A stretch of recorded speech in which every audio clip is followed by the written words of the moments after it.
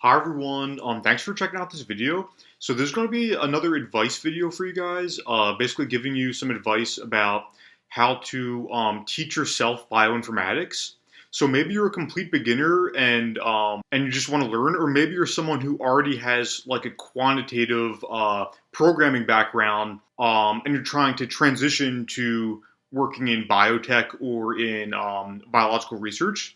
So there's going to be a video with some advice about that and some resources for how to kind of teach yourself. And also, there's going to be a video showing you guys this website I made. So I get a lot of requests, people asking for like resources for learning about bioinformatics and like where to go to learn more. So I decided actually to just put it all up on a website. So this is a website with a pretty big list of all of the free online resources that I found helpful for learning about this field.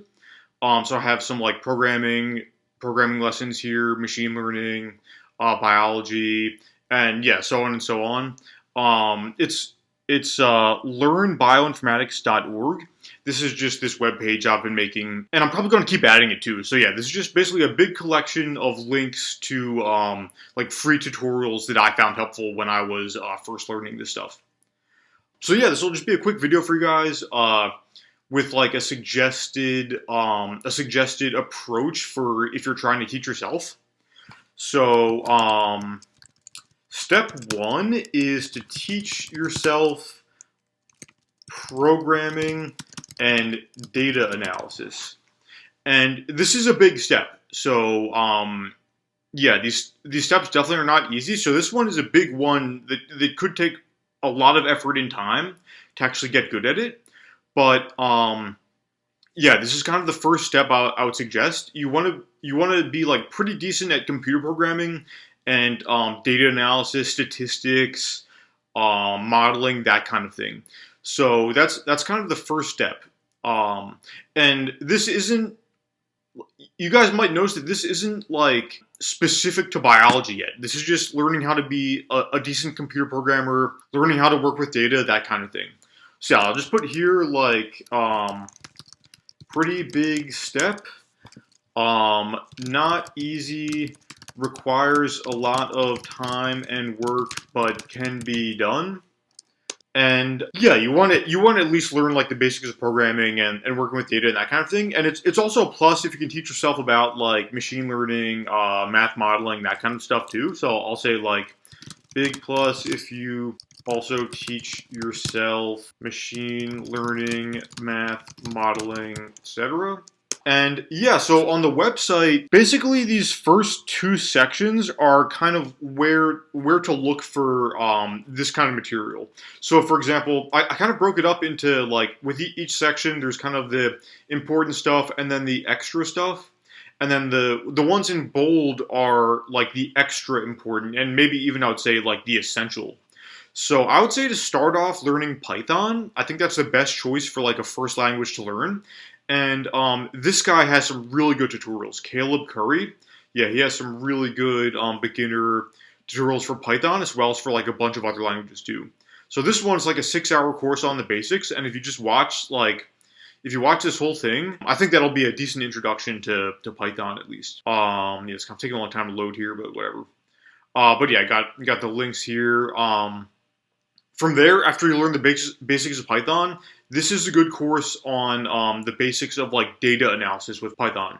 So this will teach you about like NumPy, which is a popular like scientific computing like data analysis library in Python. Pandas is another popular one. Matplotlib, that's how to like make plots out of your data. So yeah, this is a good course for that. And then I would say Python's the best language to start with. But a lot of people would also disagree with me and say that R is the best to start with. So even though I would suggest learning Python first, I'm including R because a lot of people would recommend R instead. But yeah, I would say that the goal for this first step is just to get good at programming and data analysis, because a bioinformatician is really just a data scientist who's working on biological data. So a lot of the fundamentals you need to learn aren't really specific to biology. A lot of it's just programming, machine learning, data analysis, statistics, that kind of thing.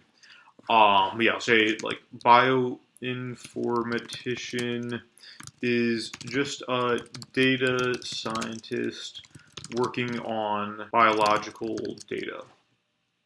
Yeah, so this kind of like building of fundamentals isn't even specific to biology yet, but it's important to build these like data science fundamentals here.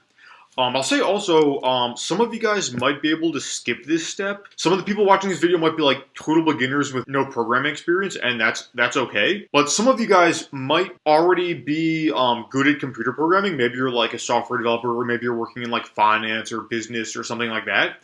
And now you're trying to like transition to bioinformatics. So some of you guys might already have like the quantitative skills and programming skills necessary to just skip this step. So yeah, I'll say some of you might be able to skip this step if you already have a programming data analysis background.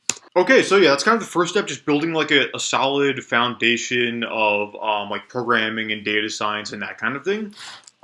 Step 2 is to teach yourself about the actual bioinformatics experiments and like the things that are not just general data science, but that are actually specific to bioinformatics. So yeah, I think one of the qualities of a good data scientist in general is having a really good specific understanding of whatever topic you happen to be working on. So if you're a data scientist working in finance, you want to really know a lot about whatever topic in finance you're working on. If you're a data scientist at like a software company, you want to really have a good understanding of what the software is supposed to be doing. And for bioinformatics, you want to be a data scientist who has a really good understanding of the actual experiments that are being used to generate the data and how to work with the data all the way from the raw data you get out of the experiment through the processing pipeline until you eventually analyze it to come up with some biological insights from it.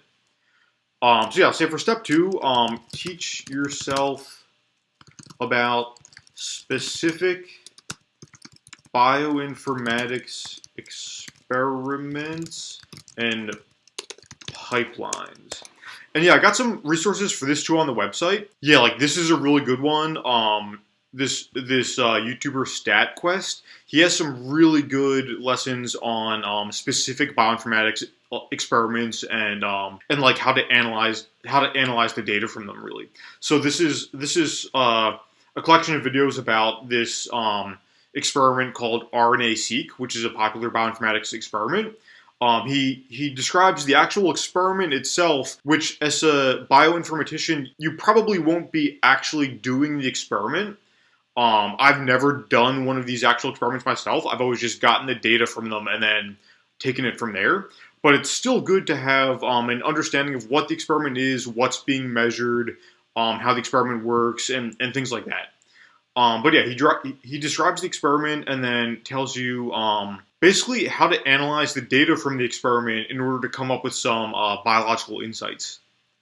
So yeah, that's one good resource. Another good one is this YouTuber Bioinformatics, and yeah, she has a lot of really good videos. Yeah, this is one like YouTube playlist here, just with some specific information about working with bioinformatics data sets. That's really most of this is specific to bioinformatics. It's not something that a general data scientist would know already. So this is a good playlist of like specific things about like the format, for example, of data sets from these bioinformatics experiments and then how to work with them. So yeah, that's just kind of step 2 here. I'll say too, for this part, you probably want to review some of like the very basics of biology. So for example, like the central dogma of molecular biology, which is about the flow of information from DNA to messenger RNA to proteins. That's kind of like the very basics that you kind of need to know to be doing like bioinformatics work. You don't need to be like an expert on biology when you're at least getting started. You want to eventually become pretty knowledgeable about whatever you're working on. But just to get started, I would say review like this basic like central dogma about the information flow from DNA to messenger RNA to proteins. Review like transcription, translation, things like that. And then, yeah, from there you'll be able to kind of teach yourself about the basics of all the experiments, because basically bioinformatics is like most of the experiments are measuring and quantifying one of these things.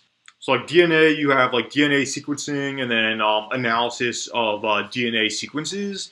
You have messenger RNA, that's like the RNA-seq experiment. You want to quantify like the transcriptome, it's called, and then proteins. You have proteomics measuring different proteins. So yeah, like most of the experiments in bioinformatics are measuring one of these things and then trying to draw biological insight from it.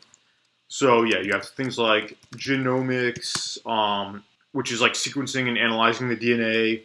Transcriptomics, that's measuring the RNA.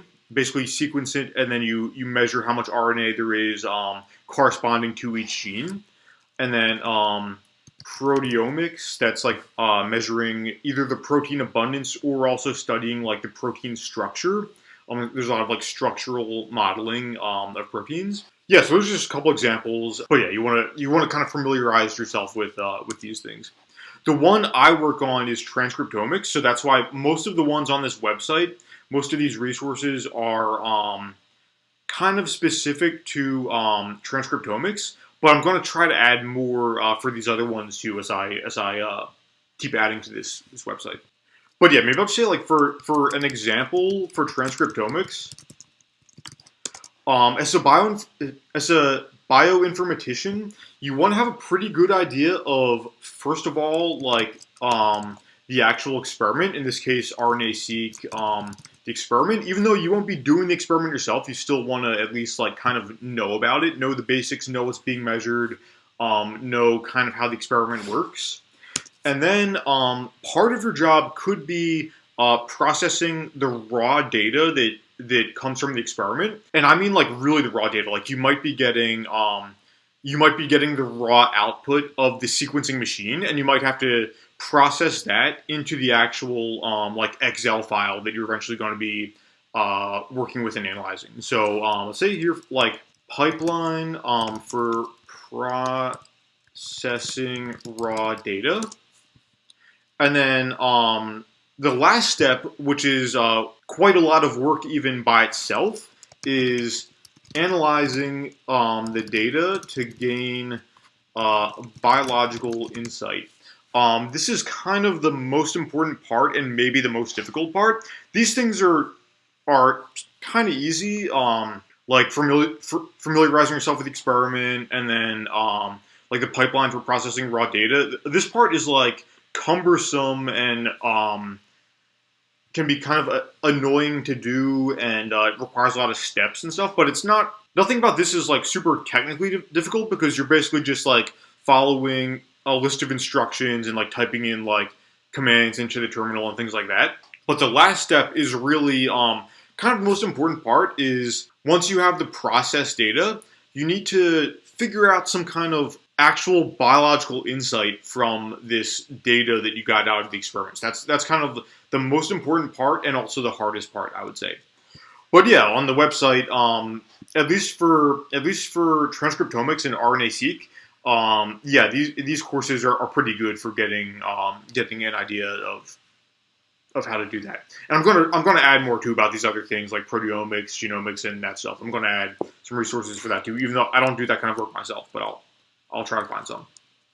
And then step 3 is going to be basically to teach yourself the biology of whatever specific topic you're working on, and like really go deep on it. So I'm going to say teach yourself the biology of the specific topic you're working on. And I'm being clear about that, or trying to be at least, because you might have the idea that you should try to just like become an expert on biology in general, but I would not try to approach it like that. I think the best thing to do is to kind of give yourself a general, like a general review of all of biology. And I actually have a section about that too, with a lot of like Khan Academy videos and stuff. So it's good to like get a review of biology in general, but then it's just simply like too hard to become an expert on every single topic within biology because it's too broad of a field. It'll just be too difficult to get caught up to like the state of the art research on like every single biological topic. So I would say to start with like a general review, but then really go deep on the specific topic you're working on. That's the key here, really. So I'll say maybe start with general review.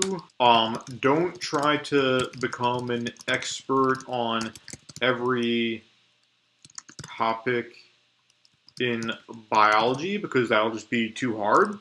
But do try to become an expert on the specific topic you're working on.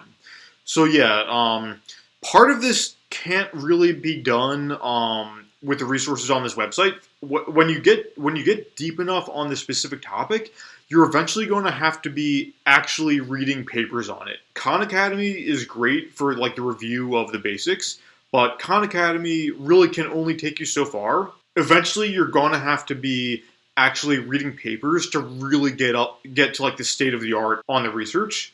But yeah, that's kind of like an eventual goal. To get started, Khan Academy can actually be pretty good. Just like review general biology, do an even deeper review of the specific topic you're working on, and then try to go as deep as you can on the specific topic you're working on. And I'm actually doing that myself currently because I recently started a new job I started about like 6 or 7 months ago, and the topic I'm working on at my new job is different than the topic I was working on in grad school.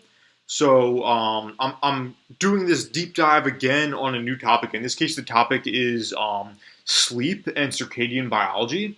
So basically, for the past like 6 months, I've been doing a deep dive on the biology of sleep and like circadian rhythms and things like that. So I'm kind of doing this myself. This is so when you switch jobs, you kind of have to do this part again because you might be working on a different topic in biology, so you'll have to get up to speed on that specific topic. But yeah, that's just some like general advice I have for you guys. That's really all I have for today. But if you have any questions, just let me know in the comments. I'll try to answer them. Or if there's any like specific things you want advice about. But yeah, check out this website, learnbioinformatics.org. This is a website I'm working on making. I kind of put up some resources up there. All these resources are free. They're all like most of them are on YouTube. Really good for learning, and I'm going to be adding to it too. So this is kind of like a work in progress. I'm going to keep adding all the good like free resources for bioinformatics that I find. I'm going to keep adding them to this website. So yeah, thanks for watching, and I'll see you guys next time.